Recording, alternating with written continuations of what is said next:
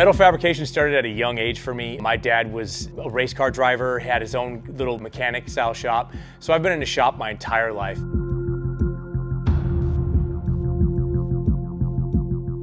Kind of started with BMX bikes as a kid, and getting my first truck was a 1955 Chevy truck, and that's kind of where the love started. I had to do all the rust repair because I grew up in Wisconsin. Everything was rusty. Anything you found that I could afford was rusty as hell. It kind of started there, evolved into just wanting to take it to the next level. Whatever it came down to, it was always fabrication. You know, I didn't know it at the time. I didn't even know what fabrication was. I just knew I needed to make this metal bracket, or I needed to get rid of that hole. And so I slowly turned into, how can I get into cars? And I needed to get a job at 16, and I went to the body shop because that's where cars were getting worked on. I started collision repair and did it for a good solid 16 years. I was done fixing people's mistakes and problems and accidents I wanted to make and create. So here we are at Freeman Fabrication. It's my personal truck, 1964 C-10.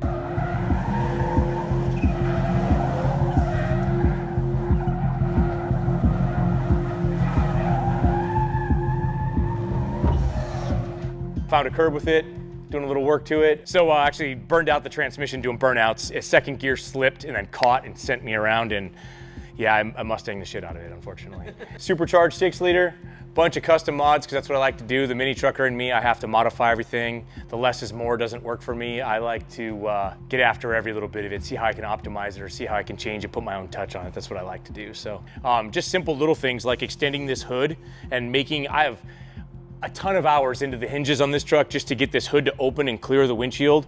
If you could see, there's normally a filler and the hood is like a little clamshell that opens up. It's real short. I obviously extended the hood and made that all open up as one so that the engine compartment looked a little bit wider. I lowered the whole core support, which opens up this engine compartment because usually it has a really high core support to house the radiator and in this case, the intercooler.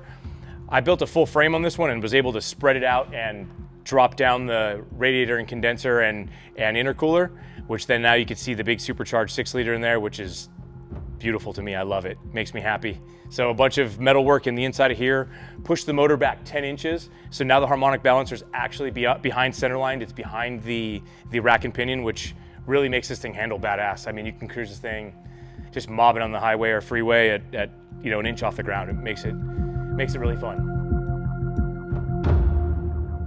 Simple little things that to me are very eye-pleasing, but I don't think a lot of people catch them, like radiusing the door edges so that it matches the radius of the flush mount glass, getting rid of the drip rails. One-piece windows that I made, wasn't a kid, I made all the belt moldings. A lot of people go, oh cool, a big back window, is that original? I'm like, no, it's not. And as you can see, I actually extended. A big back window usually ends about here. I actually had a custom piece of glass made and I brought it down to here and remade the whole entire reveal. With my nice Baileigh shrink stretcher. I actually ended up bringing the window all the way down so it matched the side window so that it looks the same all the way through. I think a lot of people miss that. It's something that I love seeing, I love looking at and enjoying, but you know, raised the bed sides, extended the front fenders so they came all the way down to the ground, built a full tailgate, custom made taillights. I mean, there's a ton of work into this thing that I think just goes unnoticed.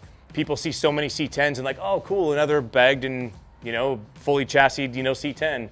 The color is inspired by my son Gage, and this is Autism Awareness Month actually, but he loves sharks, and so we got that grayish blue like a great white would have. And also the lighted up blue is an autism awareness color. And so I definitely will keep this color. It is to me, very important, the color, and me and my family. It's not a show truck anymore. It's just a fun one that me and the kids run and grab donuts in the morning on a weekend. So I wouldn't say I have a metal shaping background, but I did do collision repair for a lot of years. And fixing the metal before you start Bondo is key. I mean, getting the body lines right, getting everything underneath the bodywork that you're about to do and using the thinnest amount of Bondo you can is very important in a quality repair. And I learned at a small shop which did high-end restoration type work. I don't even really quite know how I learned to work with metal. I just knew what it took to make it happen. I just kind of have a relationship with metal and I love it. So I'm kind of a metal guy. It's everything. Got another C10 here. I end up having a lot of C10s in this shop just because it's a love of mine. So this is a 1963. Kept it real simple on this one in the engine compartment, just real smooth, no bead rolls, just a lot of shaping and custom metal work. Obviously we did the engine compartment, all the sheet metal inside there, the radiator, built a full radiator support and everything to bring the front end down. Moving along to the inside, we did the floors, raised tunnel, He's got a 6-speed in there, full cage, all the resto mod, vents and steering column mount, everything inside of this thing. It's gonna be a full build pretty much from us, which is exciting. I can't wait to get this one out there. It'll be a good thing for us. Pretty bitchin' bed. Instead of having the normal wood inside, it's all aluminum. So he's gonna actually end up Cerakoting all of the panels in between the brushed rails, which should look pretty sick. We got to finish out the tubs, which are all aluminum as well. He's going to have a brushed theme throughout. The cage will be brushed, the wheels are brushed, the front and rear bumpers will be brushed. He has billet handles that are brushed. It's going to be a really cool look on the patina. It'll really stand out all the brush stuff. So I'm excited about this one. I'm more of an artistic kind of guy. I like the feel of it. I like the shape of it. I like to see what I can do. I think my number one thing with the process is I like to look at like that individual thing and see how I could optimize it or make it unique and different, and or take something from a different scene, whether it's motorcycle racing or road racing in general, and just bring it in and modify it and make it better. It's kind of my biggest thing, smoother, cleaner. I like to modify it. So we have a 48 International. This was actually the guy's grandpa's. This has been in his family since new, which is really, really crazy to me considering it's such an old vehicle.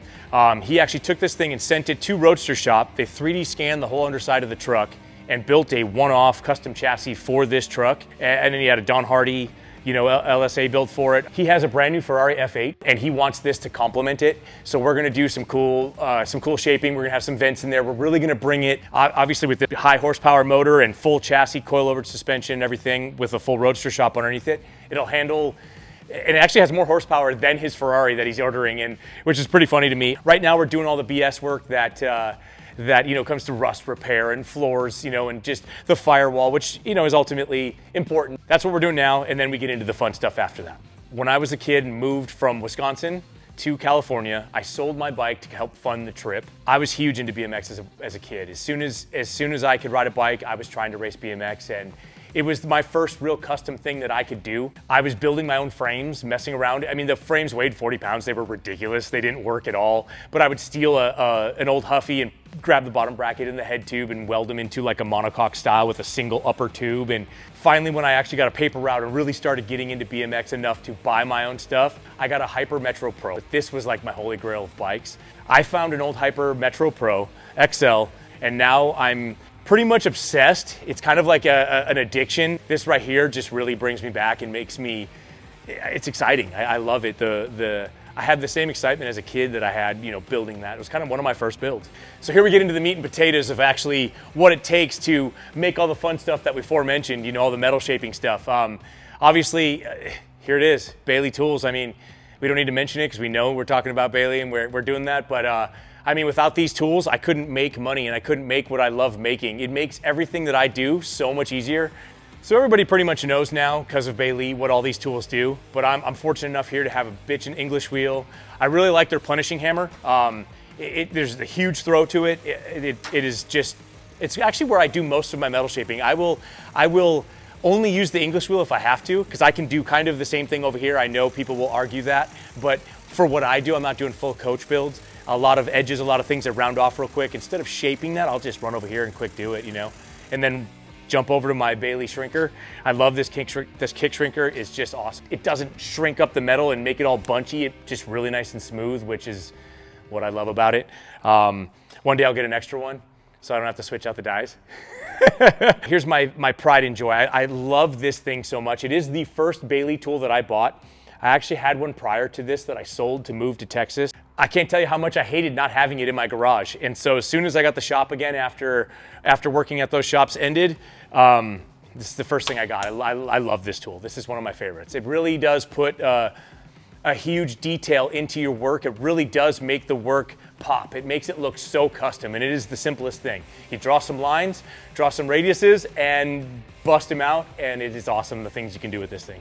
Yeah, having these tools is huge. Obviously, like I said, it equates to having the capability of making my family money. And every tool that I get just makes every step, every process even easier, and it allows me to offer more to my customers, which is huge. So what I think Baileigh does better than any other company is actually bring the baddest tools to like the little guy, the guy that can't find or know how to restore an old English wheel, or actually, I mean, how many guys can even find an old English wheel or an old plenishing hammer? I mean, all you have to do is just go on Baileigh and click on it. You have a tool that you know is gonna work. Different dies that were never even offered back in the day. I mean, you find an old English wheel, good luck. It has one die with it if you're lucky, but to have all the different radiuses, different plenishing hammer radiuses on their dies, everything like that, you just click and choose the bead rollers, all different sorts of profiles and stuff like that. I mean, if you're a little guy in your garage and you want to make something cool, you can buy it right now and have it shipped to your house. That's what's huge. I mean, trying to find old vintage tooling is kind of a thing of the past. This is another key. I mean, you can notch tubes with this thing, and people will say you can't, whatever. You can, if you're doing some work that isn't that precise, this thing gets it done. This thing moves some metal. Having a sheet metal brake is key, but having a magnetic sheet metal brake, next level, baby, next level. I don't have the tube up here right now, but bending radiuses and bending with all these different dies, there's literally, I love it so much. I know I've said that about all of these tools in the background here. I do, I love them so much. It's a weird thing. Each one of them is like my kid. I talk to them, I tell them, hey, here we go. I make sure they get scratched and I get bummed. You know what I mean? Like I try to make sure I dust them off and come over to them and feed them and bathe them and do all that stuff. But no, this sheet metal brake right here is the jam, man. So actually I was cruising the website one day, get the good old Baileigh website, and lo and behold, a sale. Oh, 30% off, stuff like that. I don't even remember what I got it for, but I couldn't resist. This right here is, it looks brand new, but I've beat the crap out of this thing. The table's gonna break, as you can see this lame ass table I've got for now, but the table's gonna break before this ever does. So this is a must have in any shop. It's probably the first tool you should buy. This is a badass tool for entry level. Just have it in your garage and it'll be with you till the day you die, and then your kids can have it and then their kids can have it. This thing's just a beast. So in my opinion, Baileigh has brought metal shaping to every household with their Instagram and everything like that. I mean, they made metal shaping cool, really, and made it accessible. Whether you're a little guy in your garage and you've built something cool, they'll show it. I mean, whether you're building a chassis for your one-off go-kart, they'll show it. Or you blow yourself up, they'll show that too. I've learned stuff from the small guy and I've learned stuff from the big guy, and I always have their page on point. I'll search it if it doesn't come up in my feed, because I really do like seeing what they have to offer. Another thing, having Freeman Fabrication is a great space for my wife to do what she does, which is steal metal from every truck that comes in here and I cut off. And she builds a really beautiful custom jewelry, different pendants and earrings and stuff from the old patina metal. And it turns out badass. Jalopy jewelry, she calls it. And it's fun. It's a good little thing. She has her own tools. She has some Baileigh tools. She's looking at getting a Baileigh hole punch so she can make her circles. And so that's a fun part of having this shop too. I have a son that has autism and two beautiful daughters, and I really would like to have Freeman Fabrication and all of my tools and all of my things. Like if I died today, they would get hammerhead and all my tools, but I would feel unfulfilled because I would like to teach them how to create and build. My legacy kind of too is also a space for my son to come work, that he'll always have a place of employment, and that's important to us. You know, he can always come here, sweep the floors. I think he's better than that. I think he's going to be out here metal shaping, but it's really important to me, for my family, to have the opportunity to have a family-owned business and build it bigger and better than I ever could.